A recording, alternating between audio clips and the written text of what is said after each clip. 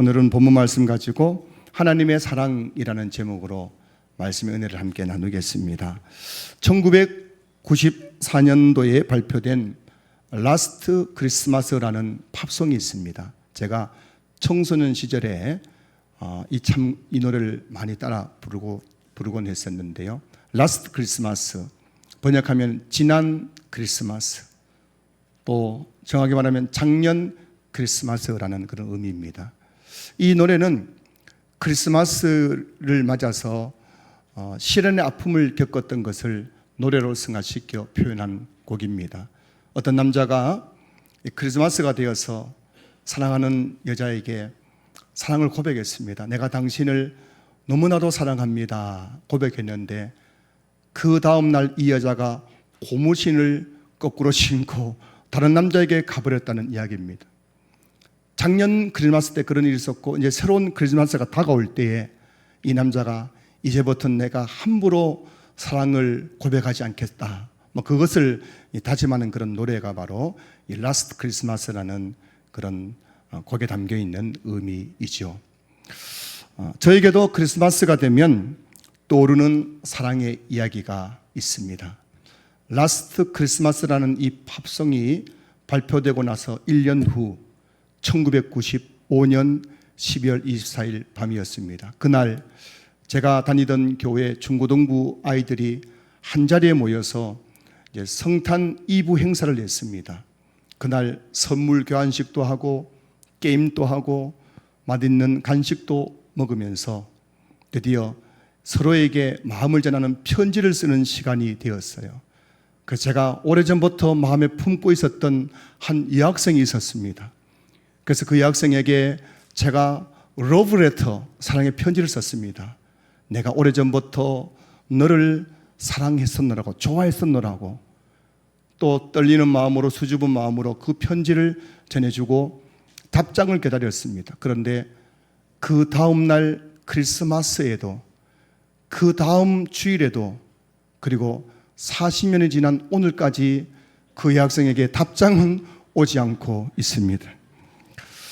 아마 이 자리에 계신 성도님 중에도 크리스마스와 함께 간직한 사랑의 이야기가 하나 정도는 있을 것 같습니다.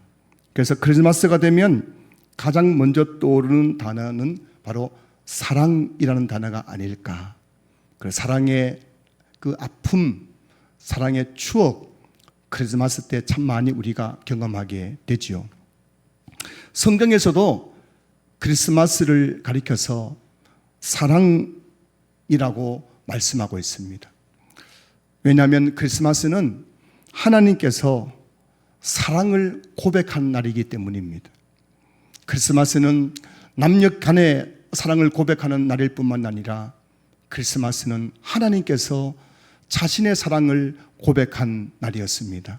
자, 오늘 요한복음 3장 16절 보십시오. 하나님이 세상을 이처럼 사랑하사. 여기서 세상이란 말의 의미는 세상 사람들, 즉 저와 여러분을 가리키는 것입니다. 크리스마스란 하나님이 세상 사람들에게 무엇보다 저와 여러분에게 자신의 사랑을 고백한 날입니다. 하나님이 세상을 이처럼 사랑하사, 하나님께서 내가 너를 너무너무 사랑한다고 고백한 날이 바로 크리스마스의 의미지요. 그래서 이 세상이란 단어에 자신의 이름을 넣어서 본문을 읽으면 본문의 의미가 더욱 명확하게 살아나게 됩니다. 우리 한번 해볼까요? 세상이란 단어에 자기 이름을 넣어서 한번 이 본문을 읽어보도록 하겠습니다. 시작. 하나님이 최경훈을 이처럼 사랑하사. 여기까지. 그래요. 하나님이 최경훈을 이처럼 사랑하사. 그렇습니다. 크리스마스는 하나님이 최경훈에게 사랑을 고백한 날입니다. 크리스마스는 하나님께서 여러분 한 분 한 분에게 사랑을 고백한 날입니다. 경훈아, 내가 너를 너무너무 사랑한다고, 내가 너를 너무너무 사랑하고 좋아했노라고 고백하는 날이 바로 크리스마스인 겁니다. 근데 여러분, 사랑하는 성도 여러분, 크리스마스 날에만 하나님이 우리에게 사랑을 고백하는 것이 아니라 이 거룩한 주일 예배 자리는 무슨 시간입니까? 이 예배가 어떤 시간입니까? 저와 여러분들이 하나님께 사랑을 고백하는 시간이기도 하고 하나님이 우리에게 사랑을 고백하는 시간입니다. 오늘 이 예배 가운데 여러분 한 분 한 분들이 하나님께 사랑을 고백할 수 있기를 주 이름으로 축복합니다. 하나님, 내가 당신을 사랑합니다. 그러면 하나님께서 또 우리에게 말씀하실 겁니다. 나도 너를 사랑한단다. 여러분, 이 예배드리는 한 시간 속에 잠잠히 귀를 기울이면 그 하나님의 사랑의 메시지가 내 심령에 들려올 것입니다. 상처받고 찢어진 우리의 마음들, 세상의 수고하고 무거운 짐에 짓누른 우리의 심령들, 이 예배 시간에 하나님의 그 사랑의 고백의 음성을 듣는 여러분 다 될 수 있기를 주님으로 축복합니다. 사랑하는 내 아들아 내 딸아, 내가 너를 사랑한단다. 자, 그런데요, 하나님은 말로만 사랑을 고백하지 않았습니다. 그래서 제가 보니까요, 부부간에 제일 많이 듣는 말이 그런 것 같아요. 말로만 그렇게 사랑하는 남편들이 참 많은 것 같아요. 억지로 마지못해서 사랑해 라고 말은 하지만 말뿐이에요. 행동은 없어요. 그런데 우리 하나님은 말로만 사랑한다고 고백한 것이 아니라 그 사랑을 행동으로 보여주셨습니다. 하나님의 사랑의 진정성을 증명하기 위해 사랑의 고백과 함께 우리에게 선물을 주셨어요. 오늘 본문 다시 보실까요? 하나님이 세상을 이처럼 사랑하사 독생자를 주셨으니. 여러분, 하나님은 당신의 사랑의 그 고백의 진정성을 이게 증명하기 위해서 우리에게 사랑을 고백하실 뿐만 아니라 그 사랑의 고백의 진정성을 나타내기 위해서 예수님을 선물로 주셨다는 것입니다. 영화나 드라마를 보면은 남자 주인공이 프로포즈를 할 때 무릎을 꿇고 분위기를 살려가지고 주머니에서 보석 상자를 열고 그 보석을 보여주면서 내가 당신을 사랑합니다. 나의 사랑을 받아주십시오 하면은 그 여자 주인공은 그 남편의 그 고백에 감동받는 것이 아니라 그 보물 안에 있는 다이아몬드를 보면서 감동을 받는 거죠. 그리고 나서 결혼합니다. 하지만 얼마 못 가서 후회하죠. 그때 그 다이아몬드 반지를 받지 않았더라면 하고 후회를 하는 경우가 많죠. 근데 여러분, 이 요한복음 3장 10절이 바로 이 프로포즈, 하나님의 프로포즈 장면입니다. 내가 너를 이처럼 사랑한다. 그러면서 하나님께서 그 사랑의 증표로 우리에게 예수님을 선물로 주셨습니다. 오늘 본문에 독생자를 주셨으니 라는 말씀은 바로 예수님이 이 땅에 태어난 것을 의미하는 것이군요. 바로 성탄절입니다. 성탄절. 여러분, 성탄절은 어떤 날입니까? 하나님께서 우리를 너무너무 사랑하셔서 자기 아들을 우리에게 선물로 주신 날이 바로 성탄절인 줄로 믿습니다.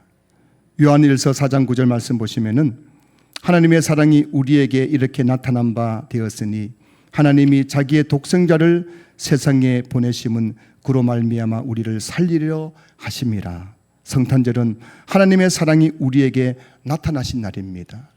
하나님께서 독생자를 주시면서 내가 이렇게 너를 사랑한단다. 그렇게 우리에게 사랑을 고백한 날이 성탄절인 줄로 믿습니다. 그래서 여러분, 성탄절에 저와 여러분들이 가장 먼저 떠올려야 할 단어는 바로 하나님의 사랑입니다. 예수님의 그 탄생이 있기까지 먼저 선행되는 것이 바로 하나님의 사랑이었습니다. 여러분, 성탄절이 무슨 날이라고요? 하나님께서 나에게 사랑을 고백하면서 예수님을 선물로 주신 날입니다. 오늘날 우리는 하나님의 사랑을 의심하면서 살아갈 때가 많습니다. 정말 하나님이 나를 사랑하실까? 정말 하나님이 나 같은 사람도 사랑하실까? 이렇게 하나님의 사랑을 의심하는 때가 있죠. 무엇 때문일까요? 우리는 너무나 자주 사람들에게 사랑의 상처를 받으며 살아가기 때문입니다. 사랑받아야 될 부모님에게 사랑받지 못한 상처, 사랑받아야 될 배우자에게 사랑받지 못한 상처, 사랑받아야 될 우리 믿음의 형제 자매들에게 사랑받지 못한 그런 마음의 상처로 말미암아 하나님의 사랑조차도 믿지 못할 때가 얼마나 많은지 모릅니다.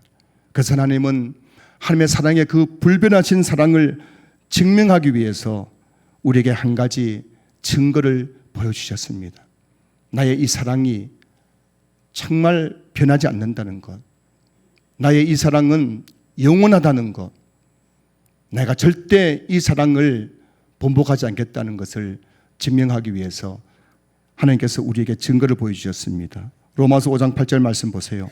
우리가 아직 죄인 되었을 때에 그리스도께서 우리를 위하여 죽으심으로 하나님께서 우리에 대한 자기의 사랑을 확증하셨느니라. 그렇습니다. 예수님의 십자가 사건은 하나님 편에서는 우리에 대한 자기의 사랑을 확증하는 사건이었습니다. 내가 이만큼 너를 사랑한단다. 내가 내 아들 예수를 너를 위해 십자가에 못 박을 만큼 너를 사랑한단다. 십자가는 하나님의 사랑을 확증하는 사건이었던 것입니다. 저는 지난 한 2년 동안 목요일 밤에 시간이 되면은 청교산 기도원에 가서 산기도를 했었는데요. 한 2년 동안 했는데 문제점이 뭐냐면은 거기 너무 멀어서 자주 갈 수 없다는 것이었습니다. 늘 거기서 아쉬웠어요. 좀 가까이 있으면은 좀 자주 가서 좀 기도하면서 하나님 앞에 좀 매달리고 울부짖기만 했는데 너무 멀기 때문에 자주 못 갔습니다. 그런데 최근에 새벽에 기도하는 중에 하나님께서 수리산에 가서 기도하라는 그런 마음을 주셨어요. 그래서 제가 그 응답받은 날 수리산을 제가 탐방을 했어요. 답사를 했어요. 그 수리산 어디에서 가서 기도하면 좋겠나 살피는 중에 그 수리산에 가면은 수리산 도립공원 탐방 안내소라는 곳이 있어요. 그리고 그 안쪽에 가면은 넓은 공원이 있습니다. 얼마나 잘 꾸며져 있는지 몰라요. 그리고 그 공원 가장 깊숙한 곳에 가면은 잘 지어진 정자가 하나 있어요. 그래서 제가 그곳에 가서 이렇게 앉아서 기도를 하는데 거기가 기도하기에 딱 좋더라고요. 그래서 요즘은 제가 그 수리산 그 정자에 가서 밤에 기도를 하고 있는데요. 자, 제가 한 가지 여러분에게 여쭤볼게요. 밤 11시, 밤 12시에 아무도 없는 깊은 산속에서 그 정자에서 목사가 혼자 기도하면은 무서울까요? 안 무서울까요? 자, 1번. 우리 최경우 목사는 믿음이 너무 좋아서 절대 무서워하지 않을 것이다. 1번. 2번은 최경우 목사는 믿음이 없어서 막 무서워서 벌벌 떨 것이다. 2번. 자, 1번. 최경우 목사는 절대 무서워하지 않을 것이다. 여러분, 제가 부끄러워지네요. 자, 2번. 그래도 최경우 목사도 사람인데 무서워할 것이다. 예, 그래, 예, 알겠습니다. 저희 아내가 2번에 손 들어주셨습니다. 여러분, 저도 사람인데 왜 무섭지 않겠습니까? 여러분, 그 밤 11시 되면요, 거기 수리산 그 공원 안에 개미 새끼 한 마리 안 보입니다. 아무도 없어요. 거기에 주변에 그 민가가 없기 때문에 살려주세요 해도 도와줄 사람이 없어요. 그 밤에 혼자 거기서 기도하다 보면요, 자꾸 저희 머릿속에 옛날에 봤던 TV 프로그램이 생각나요. 어릴 적에 그 전설의 고향을 제가 봤거든요. 그 전설의 고향 보면은 밤 땡땡 12시 되면 뭐가 나타납니까? 흰 소복 입은 처녀 귀신이 하고 나타나는, 그걸 제가 너무 많이 봤거든요. 그런데 그 밤에 기도하다 보면요, 꼭 전설의 고향이 생각나는 거예요. 그러니까 눈 감고 기도하는데 갑자기 내 앞에 막 처녀 귀신 나타나지 않을까 싶어서 섬뜩섬뜩 할 때가 느껴진단 말입니다. 제가 이상한 건가요, 여러분? 그런데 그때마다 제가 암송하는 성경 구절이 있어요. 로마서 8장 38절 39절 말씀이에요. 내가 확신하노니 사망이나 생명이나 천사들이나 권세자들이나 현재일이나 장래일이나 능력이나 높음이나 깊음이나 다른 어떤 피조물이라도 우리를 우리 주 그리스도 예수 안에 있는 하나님의 사랑에서 끊을 수 없으리라. 이 말씀을 암송한 이유는 뭐냐면 하나님의 사랑에서 나를 끊을 수 있는 것이 아무것도 없다는 거예요. 이 로마서 8장 38절에서 권세자들이 할 때 이 권세자들은 뭐냐면 소위 말하는 마귀 귀신을 가리키는 거거든요. 그 마귀 귀신도 하나님의 사랑에서 우리를 끊을 수가 없다는 것이죠. 그래서 제가 이 말씀을 계속 반복해서 제가 선포하듯이 고백하는 거예요. 여러분 따라해 보실까요? 내가 확신하노니 사망이나, 우리 화면 안 보입니까? 사망이나 생명이나 천사들이나 권세자들이나 현재인이나 장래인이나 능력이나 높음이나 깊음이나 다른 어떤 피조물이라도 우리를 우리 주 그리스도 예수 안에 있는 하나님의 사랑에서 끊을 수 없으리라.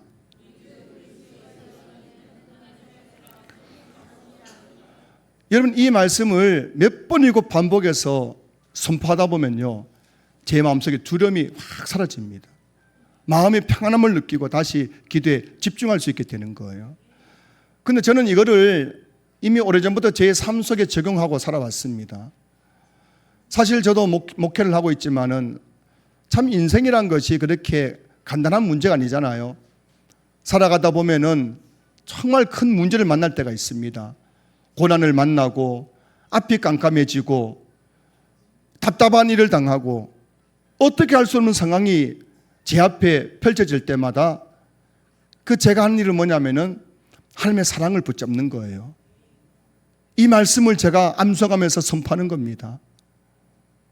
내가 확신하노니 사망이나 생명이나 천사들이나 권세자들이나 현재일이나 장래일이나 능력이나 높음이나 깊음이나 어떤 피조물이라도 하나님의 사랑에서 나를 끊을 수 없다. 하나님의 사랑을 끊을 수 없다. 그렇게 선포하고 선포할 때마다 그 문제 앞에서 다시 용기가 생기고요, 담대함이 생기고요, 그리고 하나님께서 그 사랑으로 내 삶을 돌보아 주심으로 말미암아 그렇게 태산처럼 높았던 인생의 그 문제들이 하나씩 하나씩 해결되는 그런 경험을 하게 되는 것입니다.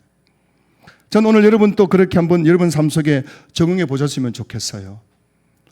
여러분이 어려움을 당할 때마다, 고난을 만날 때마다 그 고난 앞에서 낙심하고 절망하고 원망하고 불평하는 것이 아니라 그 고난 앞에서 로마서 8장 38절 39절을 암송하셨으면 좋겠어요. 몇 번이고 그 말씀을 암송하고 선포하면요, 내 마음속엔 두려움이 사라진 것을 경험하게 될 것입니다. 그리고 그 문제 앞에서도 하나님의 그 놀라운 사랑이 나와 함께 하심을 믿고 깨달아지게 될 것입니다. 이런 은혜가 우리 모든 성도들에게 함께 할 수 있기를 주님으로 축복합니다. 우리 다 함께 따라해 보겠습니다. 하나님이 나를 사랑하기 때문에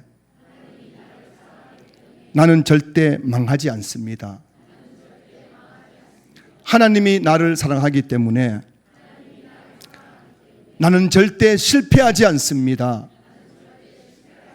하나님이 나를 사랑하기 때문에 나는 절대 잘못되지 않습니다. 하나님의 사랑에서 나를 끊을 수 있는 것은 아무것도 없습니다. 할렐루야. 이 성탄절을 맞아서, 이 성탄주의를 맞아 다시 한번 여러분들이 오늘 하나님의 그 사랑의 고백의 음성을 듣고 다시 한번 이 확신을 가질 수 있기를 주님을 축복합니다. 오늘도 어제도 우리 성도들이 들려오는 소식들은 여러 가지 너무너무 힘든 일들이에요.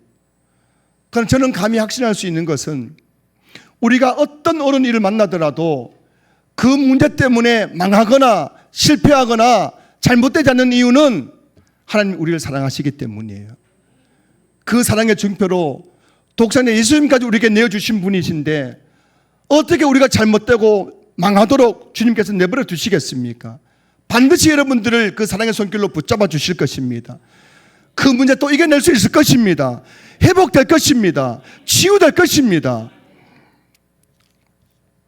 자, 그렇다면 여러분, 오늘 이 본문을 묵상하면서 또 한 가지 질문을 하게 됩니다. 하나님은 왜 예수님을 우리에게 선물로 주신 것일까? 저는 이런 생각합니다. 하나님이 최경훈을 이처럼 사랑하사 100억을 주었노니, 하나님이 최경훈을 이처럼 사랑하사 강남 아파트를 사택으로 주셨으니, 좀 아멘 좀 하세요. 나무 일이라고 그렇게 해주세요.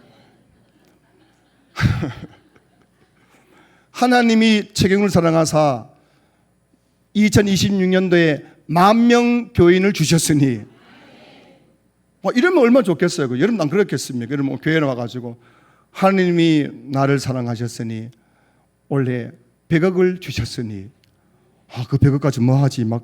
굉장히 생각하면 해도 즐겁지 않으세요? 하나님이 나를 사랑하사 강남에 40평대 아파트를 주셨으니 하면 크게 하세요, 여러분. 얼마나 좋아요.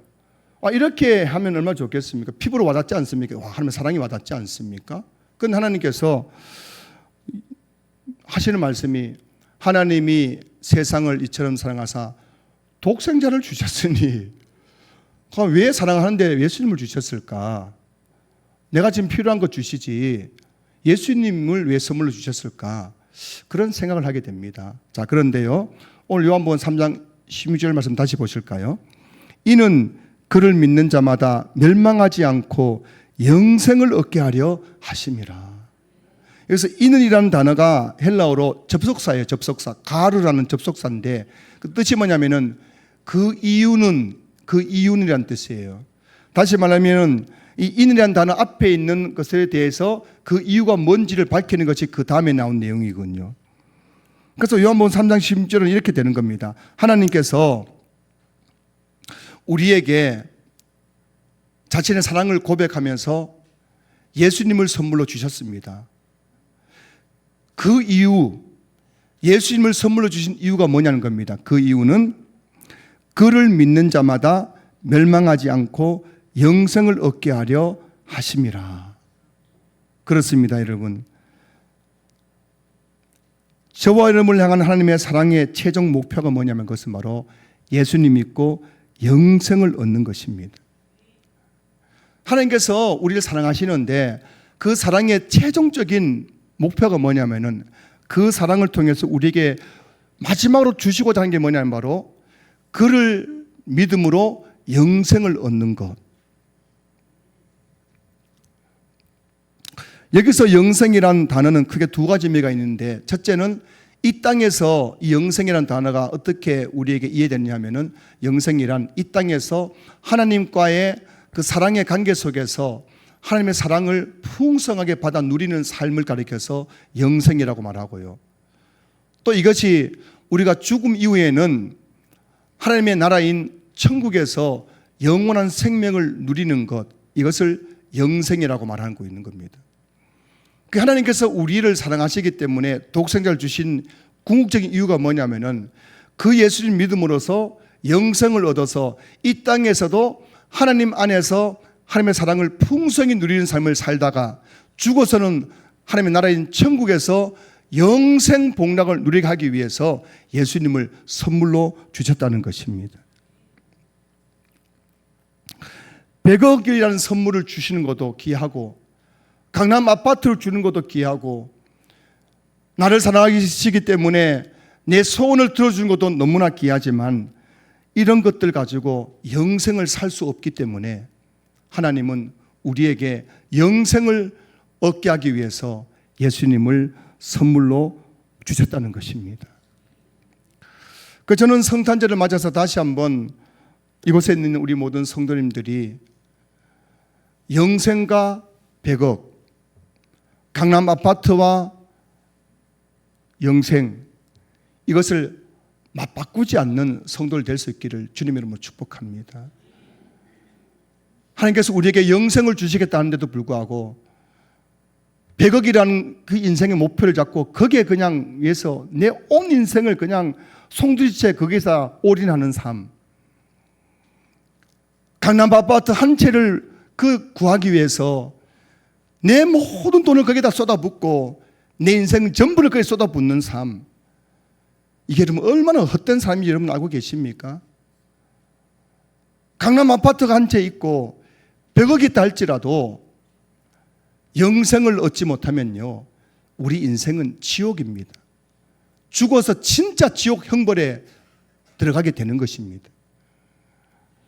그래서 저는 이 성탄절 맞아 다시 한번 저와 여러분들이 하나님께서 나에게 주신 이 선물, 예수 그리스도라는 이 선물을 다시 한번 정말 믿음으로 받아들이는 우리 모든 성도들 되셨으면 좋겠어요. 그리고 이 예수 그리스도라는 이 선물이 내게 얼마나 값지고 소중한 것인지를 다시 한번 깨닫고 이 성탄의 기쁨, 예수님이 주시는 이 기쁨을 회복하고 누리는 우리 모든 성도들 될 수 있기를 주님으로 축복합니다. 어떤 한 아이가 이제 크리스마스를 앞두고 하나님께 기도했다고 합니다. 하나님, 이번 크리스마스 때에 산타 할아버지가 저에게 좋은 선물을 하나 주게 해주세요. 산타 할아버지에게 말씀해 주세요. 기도했는데, 그리고 기도하고 나서 그 다음 아침 눈 떠보니까 정말 산타 할아버지가 큰 선물을 이 머리맡에 두고 가셨다는 겁니다.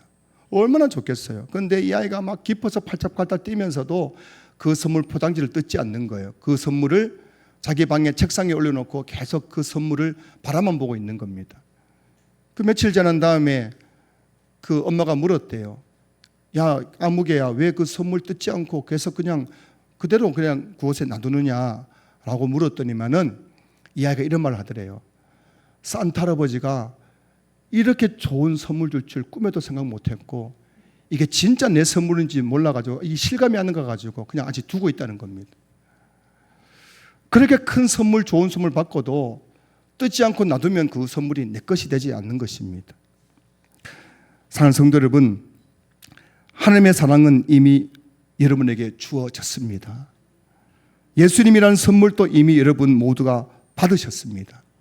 이제 필요한 것은 그 포장지를 뜯는 것처럼 믿음으로 그 선물을 받아들이는 거예요. 하나님의 사랑을 믿음으로 받아들이기만 하면 하나님의 그 풍성한 사랑을 여러분 삶 속에서 경험하게 될 것입니다. 예수님을 믿음으로 내 마음속에 받아들이기만 하면 영생이라는 그 놀라운 축복을 누리게 될 것입니다.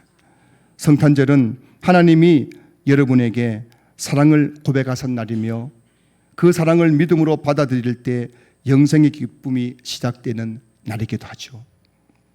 저는 성탄절을 앞두고 이 성탄주일 이곳에 계신 우리 모든 성도님들이 하나님의 사랑을 다시 한번 깊이 체험하는 시간 되었으면 좋겠고요.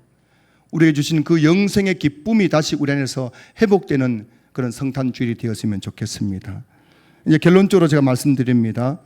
성탄절을 다른 말로 크리스마스라고 하는 거 알고 계시죠?